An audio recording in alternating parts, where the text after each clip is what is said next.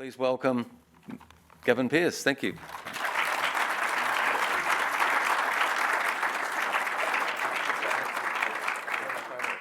Well, ladies and gentlemen and friends, it's great to be with you this morning, and can I echo the sentiments of the Minister in that it's great to have some real humans amongst us today here in the bubble. But it's important, and it's important that we recognise what is really going on the outside and realise some of the fantastic work that the bodies of work that you've put literally lifetimes into. So it's great to be with you today. It's great to share this historic event and your handing of the baton, Richard, but we certainly recognise your distinguished work in this area. I too recognise the Ngunnawal and the Ngambia people and the traditional custodians of the land in which we meet.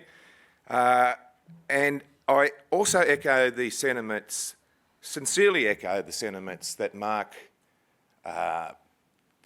sort of alluded to when he talked about the gaps widening. And I think that genuine concern, that bipartisan concern that we have, particularly with our remote communities. I'm going to speak to you about, I think Mark's covered the technical detail in some length, but I come from the state of Tasmania, and I come from what they call the wild west of Tasmania. It's a place which has sadly higher than normal, higher than average levels of many things, including cancer. And I want to talk to you about what it's really like and the difference that you are making on the ground. And I do so from a very personal perspective. You see, a few years ago, my wife, in her early 30s, developed a form of cancer, a rare form of lymphoma. And because of the rarity of that form of cancer, it wasn't diagnosed. Pathology didn't turn up any results. And on a Tuesday morning, I got a phone call. I was shifting some cattle on my farm. I got a phone call from the oncologist in Launceston, where he had removed her lymph node. And he said, you better get up here because she's not going to make the weekend. This was on a Tuesday. And on Saturday night, I held her and we lost her. So from 5 days, you can see, and of course you in this room, you understand completely that for the last 3 days, I didn't have her anyway. She was jaundiced and in a coma. I turned to the fantastic stuff, and this is the heartfelt story that I want to get across to you, and I want to emphasise just how important your role is on the ground. I turned and I had placed my complete faith, and I'm an ex-military man, as you pointed out, Richard, so I'm a control freak. I'm a small business person, so I'm, again, a double control freak, but I'd lost control of my life. And I placed my future in the hands of those health professionals. They were angels to me and they changed my life. And they give me the resolve that I need every day to support your cause and to ensure that we have a bipartisan approach to this absolutely pivotal and important part of our health system. But I also patted my young bloke on the head. I took him in to kiss his mother goodbye. He was 7 years old. And you know, the first question I asked that oncologist was whether that gene could be passed on.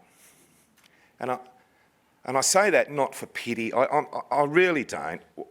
The point I'm making is that it was first and foremost, it was paramount in my mind as a human being, whether that gene, whether that part of that DNA sequence could be passed on to that child, because he was all I had left in the world.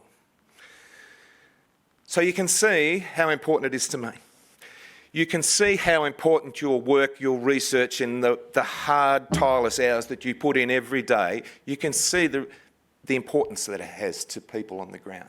People in Tasmania, people in the bush, people in Indigenous communities, people who aren't necessarily connected with the language that we would use up here in Canberra, or certainly in a large metropolitan area.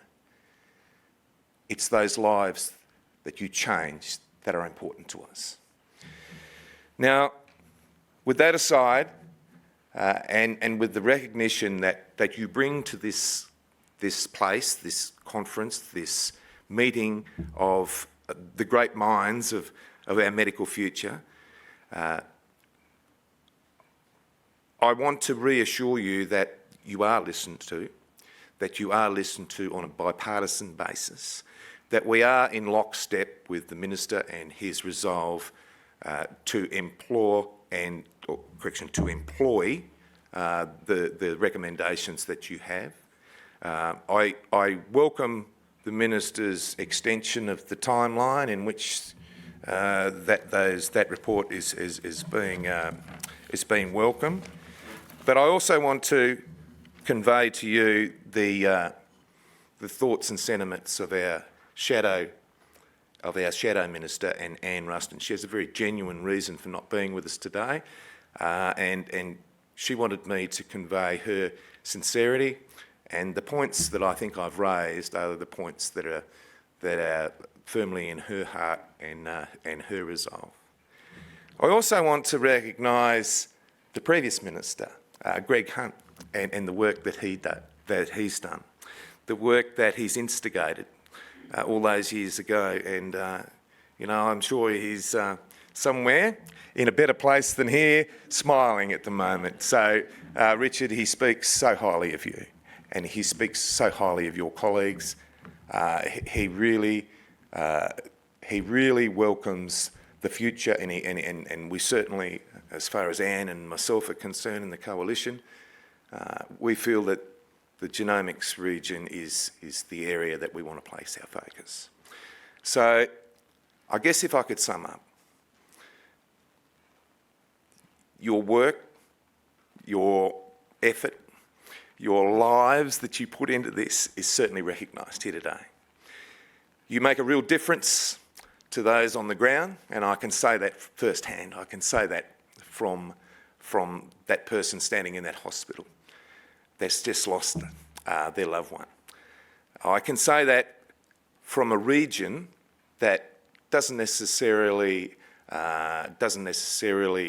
have at its disposal, a big city hospital. Many of our people, I own King Island. I represent King Island, a little island in the middle of Bass Strait, and there are children there that have to come off that island and either go to Hobart or to Melbourne.